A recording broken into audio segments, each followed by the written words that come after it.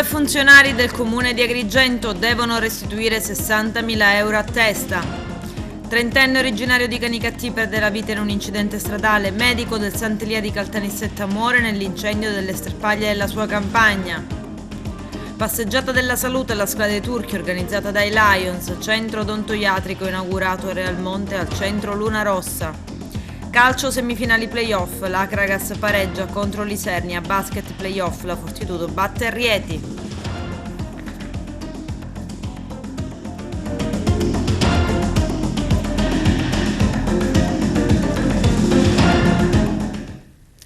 Bentrovati gentili telespettatori al nostro appuntamento con l'informazione. In apertura parliamo del caso SUV. La Corte dei Conti chiede 120.000 euro a due funzionari del comune di Agrigento. Vediamo. Dopo l'annuncio da parte del Ministero della Famiglia di aver avviato le procedure per il recupero delle somme spese dal Comune di Agrigento per l'acquisto di SUV e PC con l'utilizzo di fondi destinati a famiglie, servizi educativi e centri estivi, adesso è la Corte dei Conti a presentare il conto. Infatti, nei giorni scorsi, ai due funzionari comunali che si sono occupati degli aspetti burocratici della vicenda, ossia il RUP Angelo Orlando e il dirigente di settore Gaetano Di Giovanni, sono stati notificati ingiunzioni di pagamento per complessivi 120.000 euro, 60.000 euro a testa, volti a ottenere la restituzione delle somme spese per fini ritenuti illegittimi per l'acquisto di automobili SUV e computer con fondi destinati a famiglie, servizi educativi e centri estivi.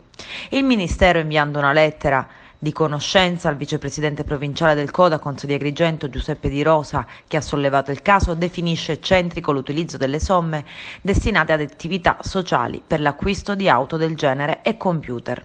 Il Ministero ha revocato i fondi disponendone il recupero e ha trasmesso gli atti alla Corte dei Conti.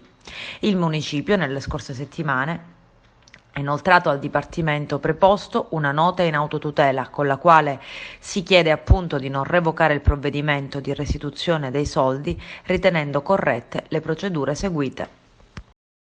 C'è anche un siciliano di 30 anni, Michelangelo Adamo, originario di Canicattì, insieme ad un pugliese di 45 anni, tra le vittime di un grave incidente stradale avvenuto in Germania. L'auto con cui viaggiavano i due, una Mercedes classe C, ha preso fuoco dopo un impatto contro un albero. Sono in corso indagini da parte delle autorità tedesche per ricostruire la dinamica dell'incidente. La vittima pugliese è un uomo di 45 anni, Nicola Tarantino, originario di Brindisi.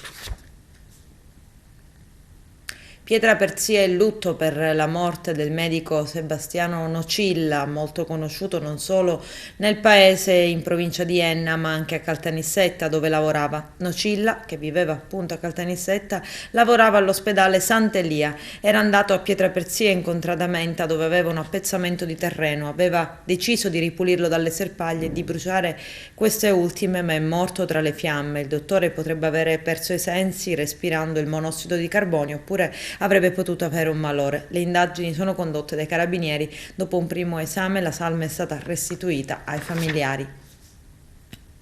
Un neonato con il cordone ombelicale ancora attaccato, avvolto in una coperta, è stato trovato a Catania da una donna che ha sentito i vagiti e ha poi visto la cesta dove era stato abbandonato. La donna ha chiamato i carabinieri che sono intervenuti in via Rametta. Le sue condizioni di salute sono considerate buone dai medici che lo hanno visitato. La cesta era stata lasciata in una zona popolosa della città dietro un muretto diroccato vicino all'ospedale Ferrarotto del capoluogo etneo. A soccorrere il neonato sono stati i carabinieri del nucleo radiomobile intervenuti dopo la segnalazione della passante alla centrale operativa del comando provinciale tramite il 112. L'area è accessibile a chiunque. I militari hanno scoperto il neonato che piangeva in una cesta con ancora il cordone ombelicale attaccato e avvolto in una coperta. Il piccolo è stato immediatamente accudito dai carabinieri che, dopo averlo avvolto in un'altra coperta pulita fornita dalla residente della zona, lo hanno adagiato nella vettura in servizio in attesa dell'arrivo dei medici del 118. Il neonato è stato portato con un'ambulanza all'ospedale Garibaldinesima di Catania. I medici dopo la prima visita ne hanno constatato l'ottimo stato di salute, disponendo comunque per precauzione il ricovero nel reparto di neonatologia dove rimarrà in osservazione. Indagini sono in corso per identificare la madre e l'autore dell'abbandono. Sul caso ha aperto un'inchiesta la procura di Catania, si stanno analizzando le immagini delle telecamere di videosorveglianza della zona. Rissa a Raffadali nei pressi di un bar del centro storico pare per futili motivi. La situazione si è particolarmente aggravata quando alcuni rissanti hanno usato come arma alcune bottiglie di vetro. Il bilancio della rissa è tuttavia pesante, dato che uno dei rissanti è rimasto seriamente ferito. I carabinieri di Raffadali hanno denunciato i 4 protagonisti per rissa. Si tratta di padre e figlio, rispettivamente di 61 anni e 31 anni, e di altri 2 soggetti di 20 e 45 anni. Al centro medico Luna Nuova di Realmonte, un poliambulatorio dove seguire visite specialistiche ed esami, è stato inaugurato anche il centro odontoiatrico. Arturo Cantella.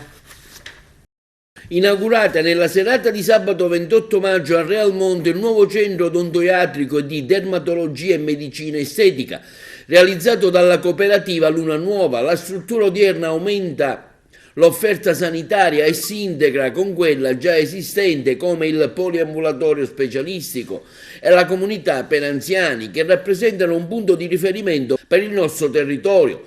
Il direttore sanitario del centro odontoiatrico è la dottoressa Barbara Vitello, il responsabile dell'area clinica il dottor Giovanni Castolina, mentre per quello di dermatologia e medicina estetica il direttore sanitario è la dottoressa Domenica Pileri, dermatologo e medico estetico. Positivo il riscontro della serata fatta dall'avvocato Gerlando Pilato, che insieme ai suoi validi collaboratori hanno fatto tanto per arrivare agli obiettivi prefissati, e soddisfatto anche per la tanta gente presente alla inaugurazione nonostante il maltempo. Ma io ho ringraziato tutte le persone che sono intervenute. Forse ho dimenticato di dire che l'auspicio più vero, più autentico è quello che questa struttura possa servire al territorio, così come il nostro poliambulatorio ha già dato risposte straordinarie. Noi ci auguriamo che anche questa struttura odontoiatrica, dermatologica e di medicina estetica possa raggiungere le persone e offrire un servizio qualificato in una realtà come la nostra, dove i servizi sanitari latitano. Il Comune non può che promuovere tutte queste attività, questa bellezza, come diciamo noi. Il territorio di Realmonte vuole crescere attraverso la valorizzazione a 360 gradi di tutte le risorse che abbiamo. È un centro polifunzionale che è un'eccellenza nel panorama provinciale, è sicuramente un ottimo modo per crescere e crescere nella giusta direzione.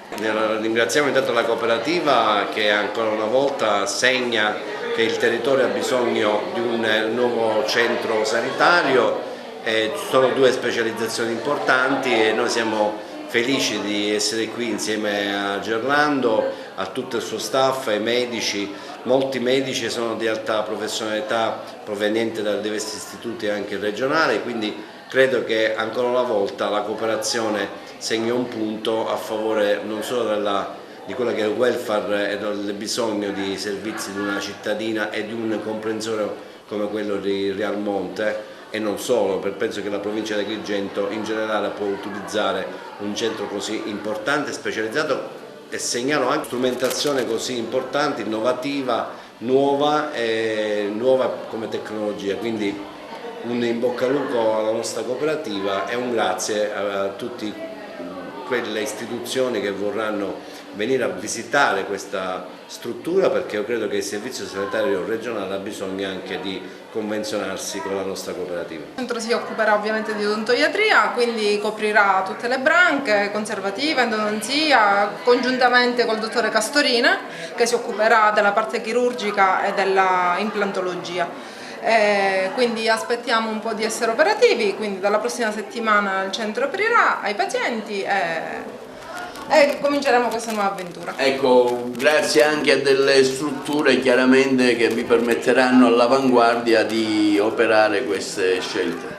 Sì, lo studio ovviamente è fornito, attrezzato per garantire qualsiasi tipo di lavoro che riguarda il settore odontoiatrico. Sono molto felice di far parte di questa nuova struttura, anche perché sposa il mio principio, dove l'odontoiatria è una materia multidisciplinare e lavorando in questo poliambulatorio dove ci sono tante specializzazioni con tanti esimi colleghi, cercheremo di portare il paziente al centro della nostra attività. tanti i servizi che offrite, quali per esempio? Noi spaziamo da tutto, dall'igiene orale fino all'implantologia, alla protesi, gli sbiancamenti dentali, cerchiamo comunque di poter offrire al paziente il più possibile in modo tale che sia sempre sicuro di poter venire in una struttura abbastanza attrezzata. Il centro di dermatologia e medicina estetica si avvale di strumentazioni di avanguardia, quali per esempio il laser CO2 o un laser ad Alessandrite, che è innovativo per quella che è l'epilazione medica. Siamo in grado di offrire anche la parte clinica, quindi dermatologica, ovvero quella che è per esempio la prevenzione dei tumori cutanei, primo tra tutti il melanoma, il peggiore possiamo dire dei tumori della pelle. Quindi sono felice di essere stata chiamata a dirigere questo nuovo centro e sono certa che grazie anche alle professionalità presenti diverremo sicuramente un punto di riferimento per il territorio. È un settore molto delicato e molto particolare il vostro, dove intervenite, no? Certo, la medicina estetica è in grado di, possiamo dire talvolta, di donare un sorriso alla gente, permette di poter accettare e di correggere i piccoli difetti corporei. Passeggiata della salute alla Scala dei Turchi organizzata dai Lions, circa 500 gli iscritti, numerose le associazioni del territorio che hanno aderito all'iniziativa. Vediamo.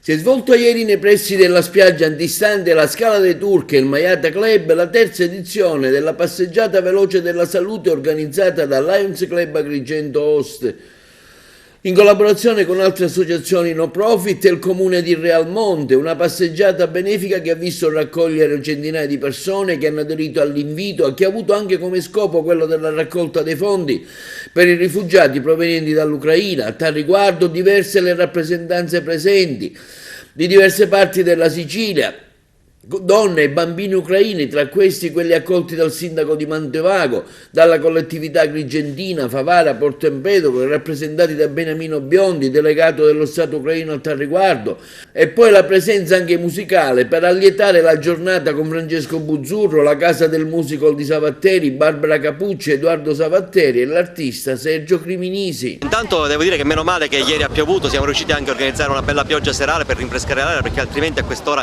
non sarebbe stato possibile stare al caldo dopo aver fatto un'ora e mezza di passeggiata, perché ricordiamolo, siamo partiti stamattina alle 8 da questa arenile prospiciente alla Scala dei Turchi e siamo arrivati fino al faro di Caporussella. Vi assicuro che non è stato facile, ce l'abbiamo fatta tutti, è stata un'impresa incredibile, ma tutti siamo stati contenti anche perché abbiamo utilizzato le cuffie silent guidati da Gerlando Castelli. Assieme a me ci siamo divertiti con tanti siparietti e veramente abbiamo potuto apprendere cose che di questo territorio non conoscevamo, grazie anche all'aiuto delle informazioni che sono state fornite dalla Proloco con Paolo che è il responsabile della Salemi, che è il responsabile della Proloco locale.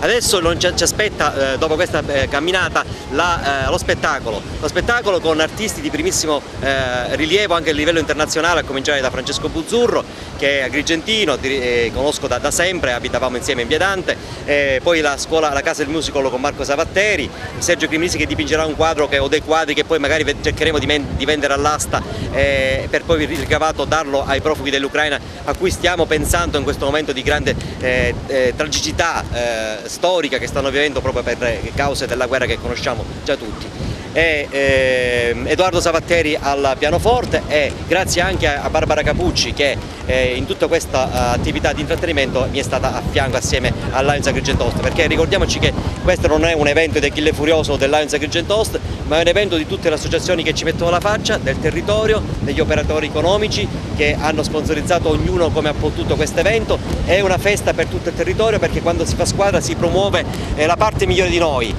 Queste immagini di oggi viaggeranno in tutto il mondo e daremo un'immagine del nostro territorio che farà invidia veramente ai posti più belli di tutto il mondo, perché la Scala dei Turchi è sicuramente per noi un fiore all'occhiello assieme alla Valle dei Templi. Ricordiamo anche la Valle dei Templi ha patrocinato questo evento e riusciremo sicuramente a convincere ancora quelli che sono come dire, diffidenti che qui ad Agrigento siamo in grado di fare servizi meravigliosi, turistici e anche all'insegna del volontariato, promuovendo valori come quelli del benessere, della camminata che previene tantissime malattie, e tutti insieme, grazie anche al patrocinio del comune di Realmonte che in questo caso ci ha ospitato e di altre associazioni, le migliori sul territorio, credo che oggi è un momento di festa importante per tutto il nostro territorio, e credo che eventi di questo genere, il Lions Agrigento Ostico, gli altri cugini, soci e associazioni che hanno sponsorizzato l'evento vanno ripetuti annualmente. Anzi, l'idea è proprio quella di pensare già a quella dell'anno prossimo,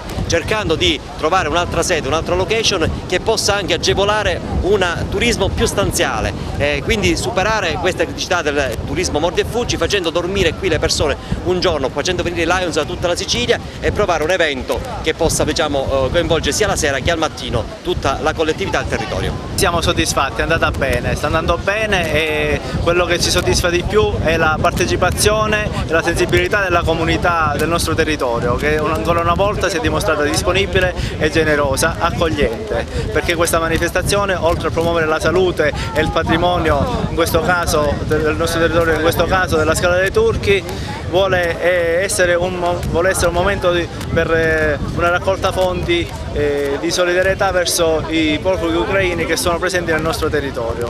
È a loro che dedichiamo questo magnifico evento, perché loro hanno assolutamente bisogno, e dobbiamo continuare a parlare di pace finché i pochi che vogliono la guerra, contrariamente ai popoli e a tutti coloro che non la vogliono, possano riprendere il dialogo e posare le armi. Un'iniziativa lodevole che il Comune ha promosso immediatamente sottoscrivendo un protocollo d'intesa con la Lions. È un'attività questa di stamattina che è rivolta, insomma, al benessere, alla bellezza, ma anche alla solidarietà nei confronti di un popolo invaso che è appunto il popolo ucraino. Cosa dire? Io sono sempre più convinta che la strada e la direzione è quella giusta, che passa attraverso la vocazione naturale di un territorio che è quello turistico e va verso la bellezza. Ringrazio la Lions, ringrazio gli organizzatori, gli artisti che stamattina parteciperanno all'evento e stanno partecipando, tutti i signori che hanno fatto la passeggiata mattutina della salute per la bellezza e per la solidarietà. Vista la solidarietà che è stata offerta da questa iniziativa in favore dei rifugiati giunti nel nostro territorio dall'Ucraina, ho voluto accompagnare personalmente stamattina una piccola delegazione di ucraini che dal palco potrà salutare tutto il pubblico, saranno presentati e manifesteranno anche loro. Possiamo conoscere questa piccola, se ce la presenti magari tu, chi sono? Assolutamente. Yaroslava. Sì. Benissimo. Olga. Надежда. Ирина. Людмила. Татьяна. Ok. Валентина. Dmitry, Ucraina. Perfetto. Allora, come vi trovate in Italia? Chi mi risponde? Lei. Very good. Molto bene. Intanto grazie agli organizzatori che mi hanno invitata, bellissima iniziativa, porto con me 12 delle 35 ucraine che sto ospitando a Montevago, sostenute e appoggiate dall'associazione A Cuore Aperto col patrocinio, diciamo, del comune non oneroso. Vedere questa bellezza di domenica mattina serve per due motivi: intanto apprezzare quello che questo territorio ha, e dall'altro lato far conoscere a queste persone che non hanno mai visto il mare la bellezza che questa terra offre e che questo luogo dà. Lei è nata lì ed è una pittrice da noi dal 26 marzo, sta realizzando delle opere e vorremmo organizzare una mostra, e questo con una scatola di scarpe è riuscita a produrre una cosa bellissima. Quindi hanno una creatività, hanno arti, mestieri che ovviamente hanno dovuto mollare e lasciare. Saluto Montevago! Allora, il Comune ha sicuramente sposato questa importante iniziativa con i Lions. I Lions già di per sé sono una garanzia, e quindi di per sé il Comune non poteva perdere questa grande occasione. Per cui si sono uniti due fattori importanti, e quindi sono riusciti a veicolare quello che vedremo in questa splendida giornata, una giornata di salute. Anche il musical, le parole, le note, la danza e i messaggi per portare lontano, grazie anche a questo evento che sembra un ostacolo, invece ci auguriamo possa portare lontano il nostro messaggio, un messaggio di pace, un messaggio di solidarietà, un messaggio che vuole stimolare il cammino verso un cambiamento. Ringrazio i Lions per questa opportunità di poter esprimere sempre più spesso e poter gridare la voce della libertà. Sì, siamo qui numerosi, adesso stiamo per iniziare, dopo la terza passeggiata veloce, stiamo per iniziare la kermesse degli artisti. Avremo Marco Savatteri con la Casa del Musical, Sergio Criminisi che realizzerà un'opera in estemporanea, Edoardo Savatteri, il maestro, e poi Dulcis in fundo Francesco Buzzurro, che è qui per noi, sta venendo anche dall'estero, quindi per questa iniziativa benefica, e noi siamo felicissimi e speriamo di iniziare presto, quindi seguiteci. Abbiamo sposato sin da subito l'evento che è organizzato il nostro Lions Club sponsor, l'Agrigento Host, diretto in questo anno sociale dal nostro presidente Giuseppe Caramazza. Noi come club, del quale mi onoro di esserne presidente in questo anno sociale, abbiamo sin da subito sposato quell'evento della terza passeggiata della salute, perché riteniamo il tema della sensibilità verso l'ambiente, ma anche la valorizzazione del nostro territorio, delle tematiche come club fondamentali e importanti, ma soprattutto oggi siamo qui anche come un evento benefico a sostegno della popolazione ucraina. Da sempre il nostro club si è impegnato e si impegnerà anche nel futuro ad organizzare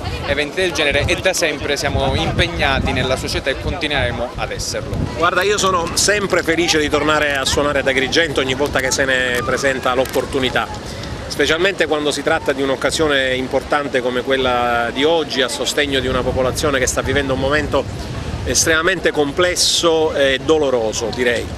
Noi con l'arte possiamo soltanto dare un segno, un segnale che serva a far riflettere quanto la bellezza di quello che noi diciamo, chi con i colori come Sergio Criminisi, chi come me con la chitarra, insomma cerca la bellezza, cerca di veicolare buoni sentimenti, buoni valori. Questo l'arte sa fare e vuole fare. È chiaro che poi la componente del giocare in casa per me è estremamente importante, perché in questi luoghi ci sono cresciuto, è il mare che ho sempre amato e che è presente in tantissime delle mie composizioni, una delle quali aprirà la mia performance, infatti si chiama Luci a mare questo pezzo. Stiamo per esibirci per questa mattinata di beneficenza organizzata da Barbara Capucci, e io sto per cantare, quindi... Cosa canti? Pace, un brano di Arisa, un brano molto bello, e spero che vi piacerà, quindi a presto. La rabbia gli rispose: tu sei un pazzo, ma stai attento che ti ammazzo. E la tristezza stava in un angolo vestita nel suo pianto.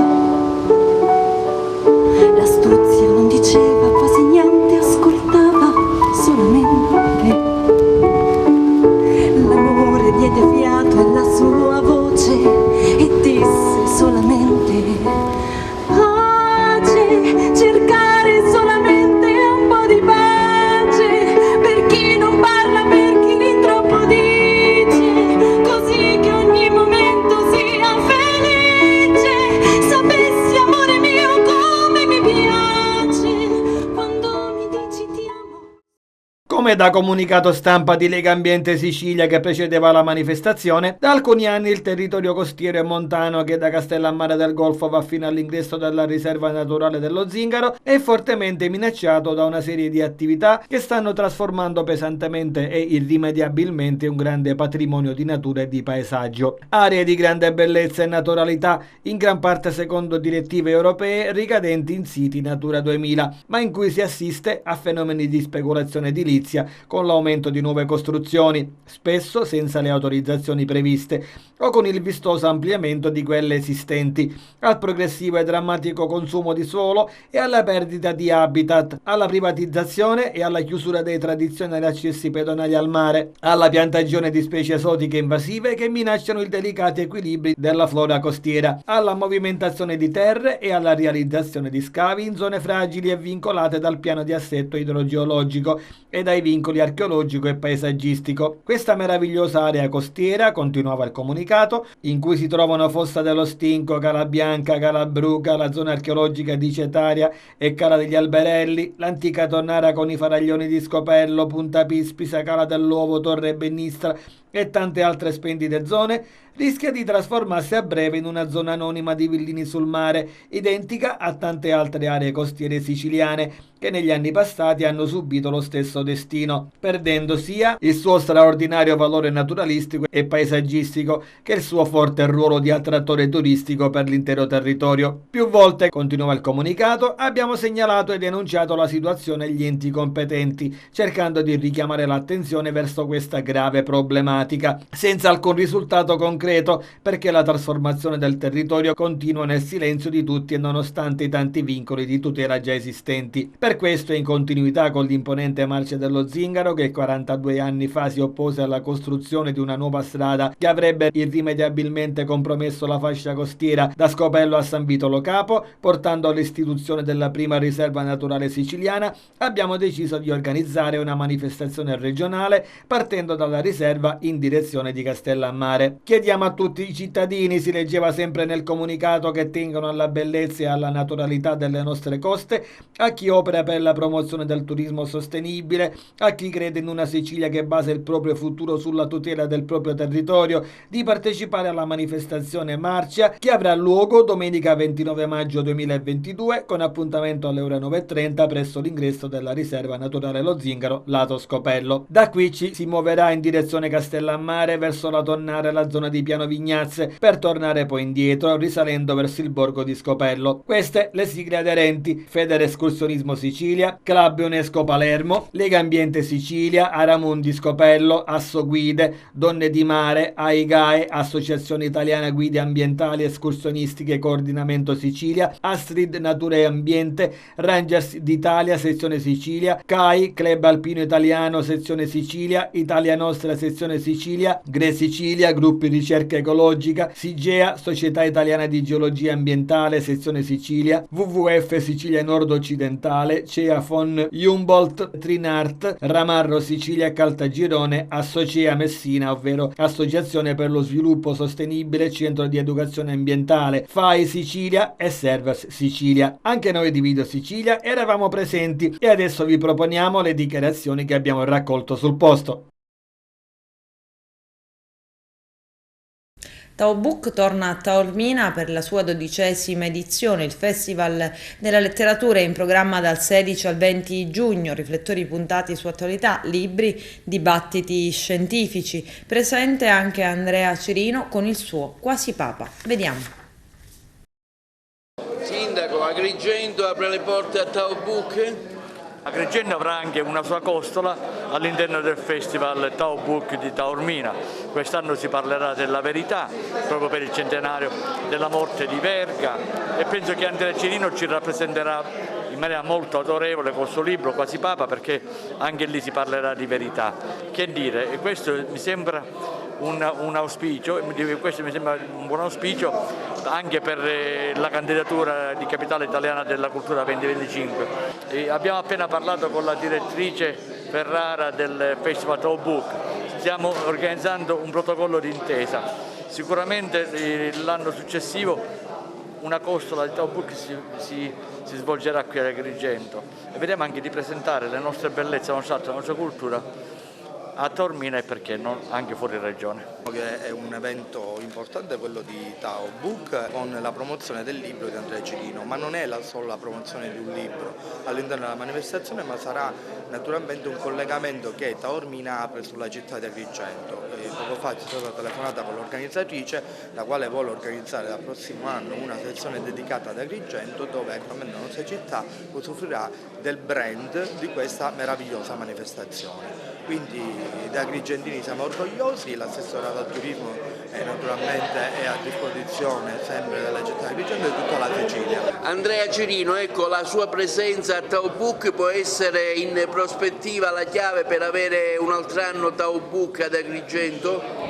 Diciamo che è stato questo il motivo di questa conferenza stampa, non soltanto fare conoscere il mio libro perché è abbastanza conosciuto, ma grazie alla presenza di Andrea Cirino a Taubucchi, cercare di organizzare questo gemellaggio, se così possiamo definirlo, tra due città con una storia antica, Taormina e Agrigento, due città greche, quindi diciamo unire le forze e quindi fare giungere ad Agrigento una costola del Taubucchi, quindi vedere eccellenze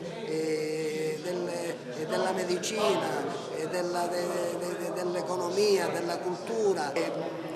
Il tema di quest'anno di Taubucchi è la verità. A me hanno dato un tema, viaggio dentro un destino alla ricerca della verità. Il mio libro è stato scelto proprio per questo motivo, perché tratta di un ragazzino che lascia la città di Agrigento, va a studiare a Roma e il destino vuole che incontri personaggi, vescovi, cardinali, serva, 7 papi che lo indirizzano nella verità, tant'è che lui quasi siede sul soglio di Pietro. Ecco il testo del libro, quasi Papa. Come consorzio universitario, insieme all'amministrazione comunale, quindi al sindaco Micichè e alla Fondazione Teatro Antico di Taormina, abbiamo instaurato un rapporto di straordinaria collaborazione che è proprio finalizzato alla istituzione di una sessione già a partire dal prossimo anno di Taubucchi qua ad Agrigento. È sicuramente un'iniziativa che promuoverà ulteriormente il nostro territorio. Adesso c'è la pubblicità, a tra poco, vi aspetto. A Ribera, ricordata la farmacista Rosa Guaia, il sindaco annuncia l'intitolazione di una strada con il suo nome. Vediamo. Abbiamo avuto il piacere di ricordare la figura di Rosa Guaia perché è stata un pilastro per quanto riguarda la solidarietà. Infatti ha dato vita a tantissime associazioni tuttora esistenti, per cui abbiamo sentito la necessità di ricordare cosa è stata Guaia per la comunità di Ribera. È stata una farmacista, ma poi in seguito a un'associazione che hanno costituito assieme a mio padre, Amici della Terza Età, ho potuto valutare lo spessore di Rosa Guaia, il valore che dava all'essere umano, per cui l'ho apprezzata tantissimo per questi valori.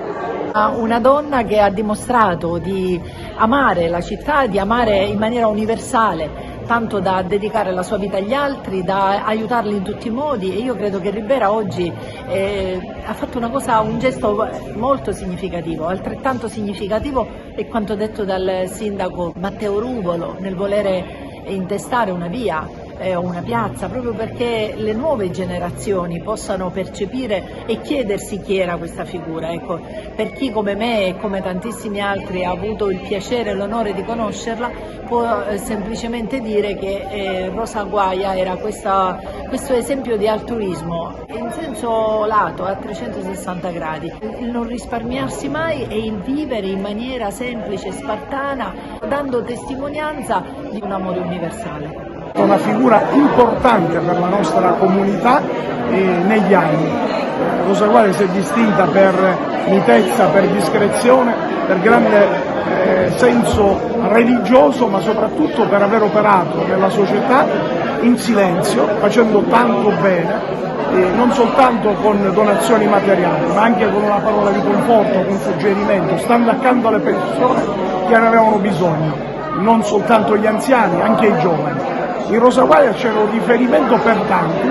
Rosa Guaia è stata consigliere comunale in questa nostra città negli anni 50, Rosa Guaia è stata professionista capace, Rosa Guaia è stata chi ha voluto anche far venire fuori dalla solitudine diversi anziani, costituendo e istituendo l'associazione Amici della Terza Età, perché nel suo animo c'era quello di voler aiutare gli anziani a convivere, ad arricchirsi, a confrontarsi, evitando che si potessero rinchiudere nelle case e vivere una solitudine, ma cercando di arricchire anche in quella stagione della vita le persone nella loro interezza. Pertanto io ritengo doveroso, come memoria, come messaggio, come significato che possa servire alle nuove generazioni e alla nostra comunità, intitolare una via, una piazza alla dottoressa Rosa Guaia. Calcio, l'Acragas pareggia con qualche rimpianto contro l'Isernia. L'andata delle semifinali di playoff finisce 0-0. Carmelo Lentini. Termina a reti bianche la semifinale playoff nazionale di andata tra Acragas e Città di Isernia. E dire che l'atmosfera era di quelle giuste, pubblico delle grandi occasioni, tifo incessante sugli spalti e almeno 3 nitide occasioni mancate da parte acragantina nel finale di gara. Purtroppo è mancato il gol che avrebbe consentito all'Acragas di affrontare il match di ritorno con un umore decisamente diverso. Alla fine c'è un po' di delusione per una vittoria cercata con rabbia, ma non arrivata per troppa precipitazione ed anche per la bravura della difesa ospite. Il match Acragas Città di Isernia si potrebbe sintetizzare in questo modo, ma vediamo di riavvolgere il nastro sin dalle prime battute. Terranova e De Belli si schierano le loro migliori formazioni possibili in un caldissimo pomeriggio che ha costretto l'attento arbitro Alice Gagliardi di sospendere per ben 2 volte la gara come da regolamento per consentire ai calciatori di rinfrescarsi. Primo tempo molto equilibrato con maggiore possesso palla della squadra ospite che non disdegna di tenere sotto pressione l'attenta retroguardia biancazzurra con le folate dei vari calciatori molisani tipo Panico, Baba e Negro, senza tuttavia riuscire ad impensierire il portiere Ruscia.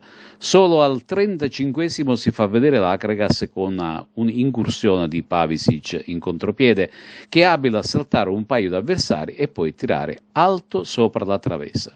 È questa l'unica vera grande occasione acragantina per passare vantaggio nel corso del primo tempo. Nel secondo si fa sentire parecchio la fatica ed anche il caldo e le occasioni iniziano a farsi vedere, fatta eccezione per un colpo di testa di Negro al 64esimo che sfiora il palo della tenda Ruscia, poi è un monologo tutto acragantino. Al 68esimo l'Acragas sfiora il vantaggio con un'acrobazia di Tuniz, bella la risposta del portiere Amoroso. Le azioni da gol si moltiplicano ed un tiro di Lavardera dà l'illusione del vantaggio. La porta del Città di Isernia è sottoposta ad un assedio furente da parte acragantina e sul finire della gara un tiro forte dalla distanza di Bellanga termina sopra la traversa. Più passano i minuti, più la difesa molisana si chiude a riccio ed è in pieno recupero la compagine dei tempi va in inferiorità numerica per l'espulsione di Lavardera per doppio giallo. Adesso il passaggio del turno si decide domenica prossima 5 giugno a campi invertiti allo stadio Mario Lancellotta di Isernia. Mister, come accetta questo 0-0 in casa contro l'Isernia?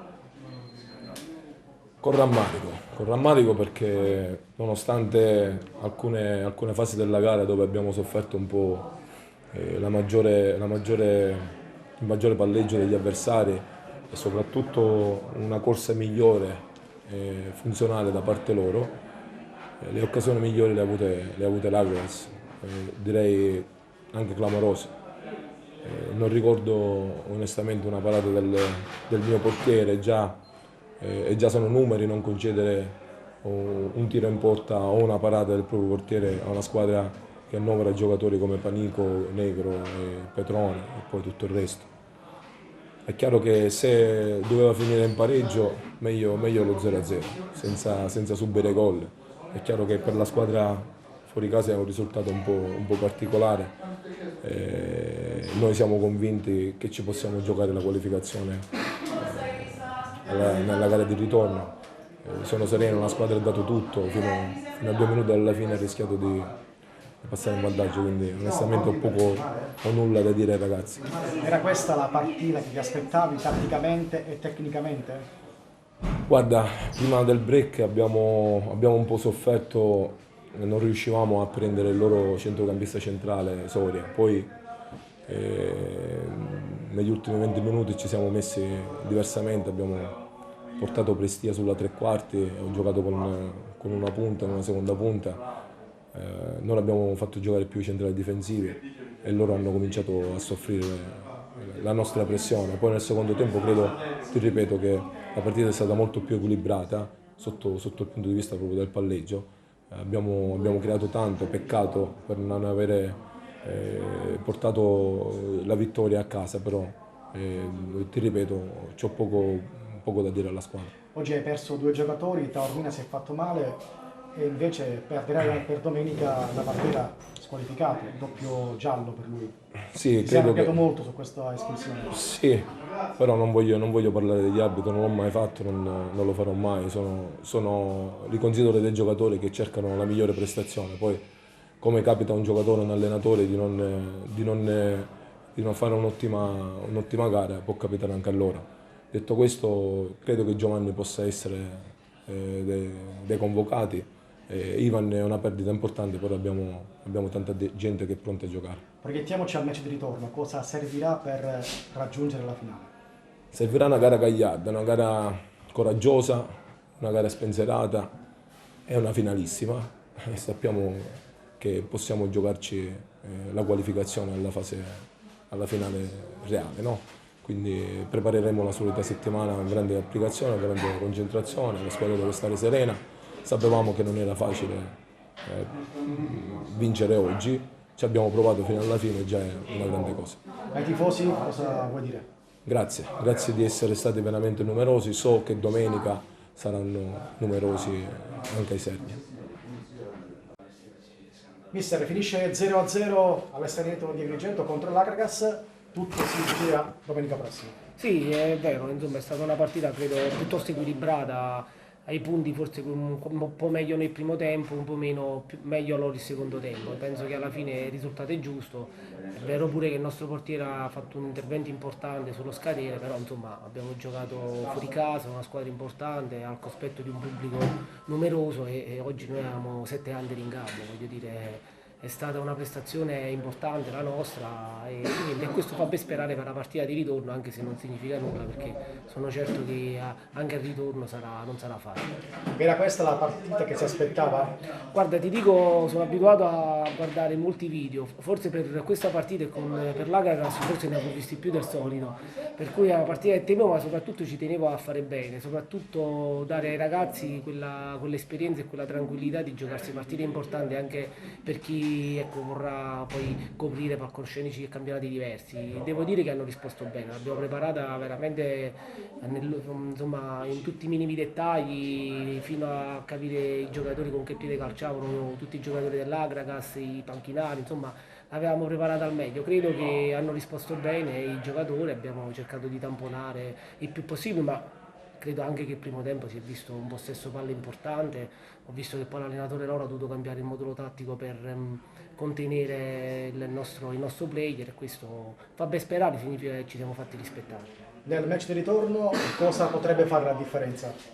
L'attenzione, credo che sono quelle partite che si possono sbloccare all'improvviso sia per l'una che per l'altra squadra, per cui bisogna stare attenti e poi a volte il calcio è anche un pizzico di fortuna. Probabilmente oggi l'Akragas poteva chiudere la partita alla fine sull'1-0 o se il portiere non avesse fatto quell'intervento, oppure su quell'errore arbitrale dove è nato poi il tiro da loro a pochi passi dalla porta dove hanno sbagliato. Quindi ecco, questo si potrebbe decidere anche così. Non credo che il fattore casalingo possa essere un motivo determinante per la vittoria, non è stato qui, figuratevi a Isernia dove probabilmente ci saranno nemmeno un quinto dei tifosi che erano qui presenti, ma pure per densità di popolazione, non solo per attaccamento, per cui speriamo di convogliare in casa tifosi che possono dare qualche spinta in più a questi ragazzi e giocarcela a testa alta. Poi l'importante è non uscire con l'idea di essere stati mediocri, ma aver provato a vincere la partita. Il cambio Baba con Ercolano, stava male il vostro giocatore? No, non mi convinceva su alcune ripartenze, per cui è stata una scelta tattica e tecnica, per cui poi abbiamo questo ragazzo 2004 che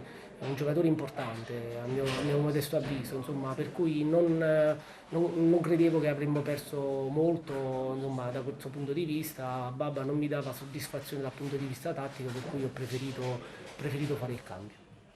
Panico, che partita è stata oggi all'Esternito contro l'Akragas? È giusto 0-0? Sì, è stata la partita che ci aspettavamo, una squadra molto solida in difesa, molto fisica, ci hanno permesso di creare poche occasioni, alla fine il risultato 0-0, poteva finire anche 1-1, penso che il risultato è più giusto. Qualificazione aperta, è possibile per entrambe le formazioni, tutto si deciderà domenica prossima a Isernia.